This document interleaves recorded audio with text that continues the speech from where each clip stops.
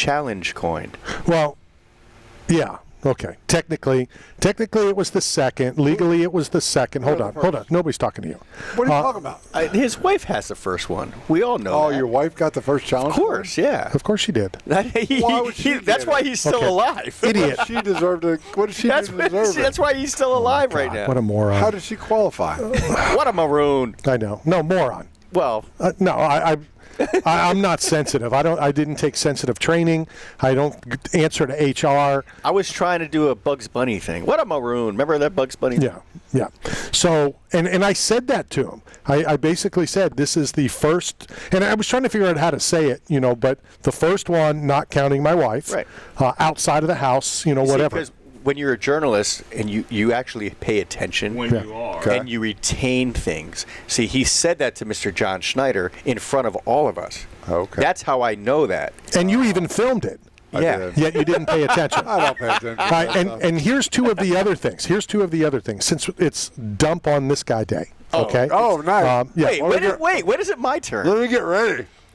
Let's go. When you earn it. Okay. Yeah, you have to earn it. Let's go. First, I posted it on the Book of Face, and he responds to all the BS. Right. He reads all the BS. See, if he wants to do what I did, then he has an excuse. That's right. But he hasn't done what I've done, so he doesn't have an excuse to say I didn't see it, because we know he saw it. We know you saw it because you commented on it. Right. Matt's one of those guys.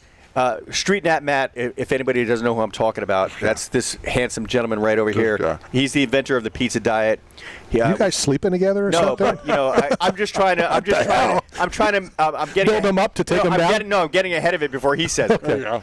No, so Street Nat Matt, he comments. He's one of those guys who comments on everything you post on Facebook. Like, I'm going to have to block you on Facebook because sometimes you comment on things that you shouldn't comment on. Can I ask you a serious question? Yeah. And I mean this from the bottom of my heart. You just did ask me a question. This is for reference to what you just said. This is what John Scheneider said, and I don't know if you caught it. And knucklehead over here films up to the good part, and then as John Schneider's talking about how much he enjoyed the interview, how we listened to his answers, the whole 9 yards, he stops recording. No, it was on it. I'm not a producer. No. Did you get your phone out? No, I'm not a producer. I was in it. I'm not a producer. So what? My serious question to you. I heard him say that, and it was on the video. Oh, I didn't see that. He said you guys asked great questions. I really liked the It's interview. at the end of the segment.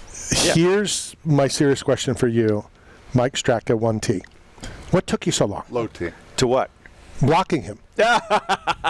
Listen, I like Matt. I like Steve. I like you. I am totally neutral.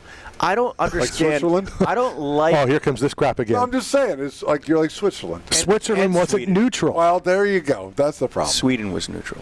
Anyhow, I don't like drama. Exactly. That's I'm why too you block old him. for drama. That's why you block But here's him. the point. Like, No, you know what was dramatic? The parking situation at the convention center. How many texts went through wild. between Steve and Matt? Oh, my Jeep won't fit in here in the garage. Oh, the limo's too big for this garage. I'm like, oh my goodness. I have the same First problem. and foremost, welcome to the program, everybody. This is Knockout Radio. We're going to have a lot of conversation. We only have 2 interviews today. Oh, God. Excellent. So we have Victory Wednesday, and then a really cool interview coming up, and it shows you how small the world is. I'll call on you in a minute. It shows you how small the world is. And I don't want to talk too much about what's coming up, but the gentleman that we have coming on, that you have coming on, you know. Yeah. I have done some research. He's a good friend of our friend from Hilo, Hawaii. He's one of his crew. Really? Yeah, that's how I met him. All right, so just throw his name out. Kainoa Ravi. Okay, and you're going to introduce him because Matt would butcher his name. Yeah, I don't know. So that'll be after the first break, but we can kibitz here for the first Well, I'll tell you couple about minutes. Kai, for instance, Kainoa. I first met Kai because he sponsored BJ Penn. He had his own sunglass company.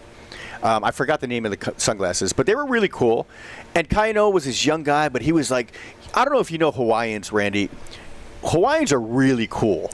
Like, especially the real Hawaiians. You probably know, Matt. Yeah. They're just really cool dudes. And BJ's mom, I love. BJ's mom is like, she's the best. boss. No, we know that. Yeah, she's the boss. Like, I used to say, hi, Mrs. Penn, every time she walked by. Mrs. Penn, hi, Mrs. Penn. I would call JD, BJ's brother, to get BJ. Right. Because BJ never answers his phone, as you know. Right. You know, I'm like, hey, it's Mike Straka. Oh, I got a funny story. I got to tell you this story right now because it's on my All right, stop. So Love the show. one day, I was working for UFC. I was writing columns on UFC.com, and I had to interview Andrei Arlovsky. So I call Andrei Arlovsky, and he goes, "Who is this?" I go, "It's Mike Straka." He goes, "How did you get this number?" I go, "Andre, I've had this number for years." He goes, "I don't know you," and he hung up on me. So I texted him a picture of me interviewing him, and I go, "This is Mike, Andre." He goes, "Oh, I'm sorry," and he called me back. He goes, "I didn't know it was you." I'm like, Andre was so funny though. He was, and I actually got scared. I'm on the phone. I'm 800 miles away from him, and I was He scared. may show up. Yeah, I was scared. I'm like, he's like, "How'd you get this number?" You think that's bad? Randy broke into Rampage Jackson's house, and Rampage didn't remember Randy being there. So when Right. Randy, If you're going to tell the story, tell it properly. No, part of it is funny. Randy was in Quentin Rampage Jackson's house. Rampage didn't remember, he claims. So he's like, "You broke into my house? This was at the Super Bowl." And I'm like, year? "No, you had me come to your house." "No, I didn't." No, I described his living room to him. And now his eyes were like, I don't know, a bear getting ready to attack. I'm like, he's like, "You were in "Dude, my house?" He's like, "What did you do in my house?" Like, he's like, "You told me to go in the garage and get a box. memorabilia of shirts or swag Yeah. or whatever." And he's like, "Where was I?" He's like, "You were on the couch." you were laying on the couch. You never got up." Yeah. Wow. And he I claims- believe that story. Oh, no. like I said to Quentin, and anybody who knows Quentin, or the 6 people that have been in Quentin's house, I described the living room. I described the couch he was laying on. Right next to the couch was the computer. He had me go into the garage, get a box. I'm typing, eBay, trying to find out this stuff. He's like, "You were never in my house. I just described your living room to you."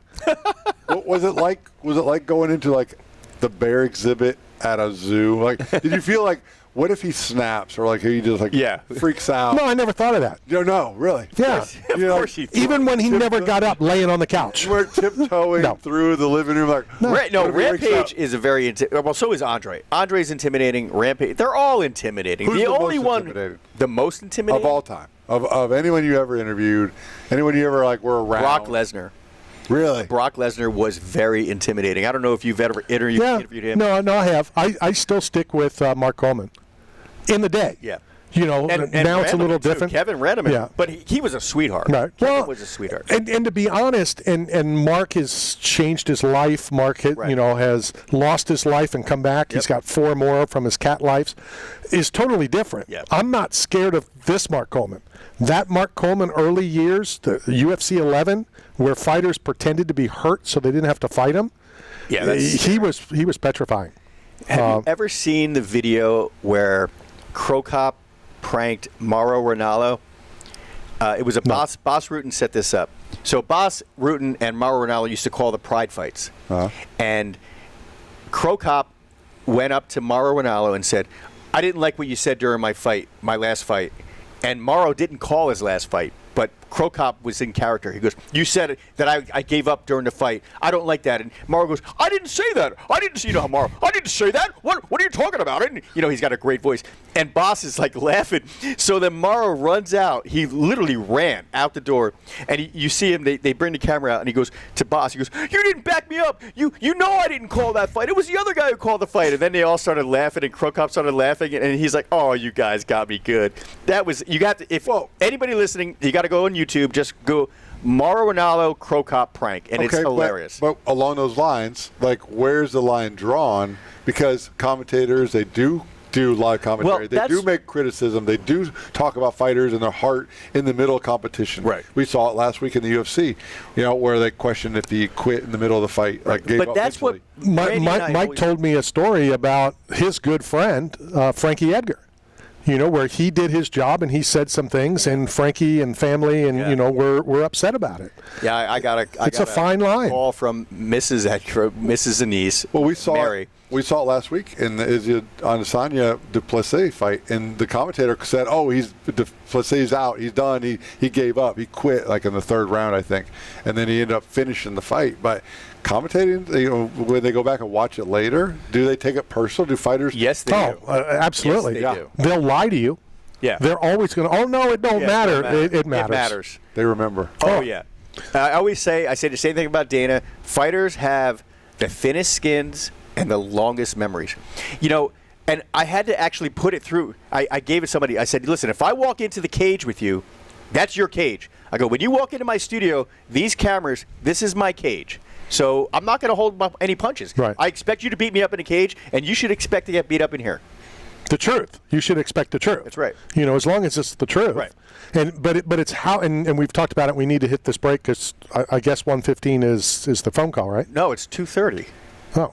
Yeah. Then It's Hawaiian. I thought it was right. Island. It's island time. It's always a little slow. All right. Well, still, let's go hit this break. When we come back, we will continue the conversation. Some things I need to get off my chest. Little League World Series. We need to talk about that. Some controversy up there.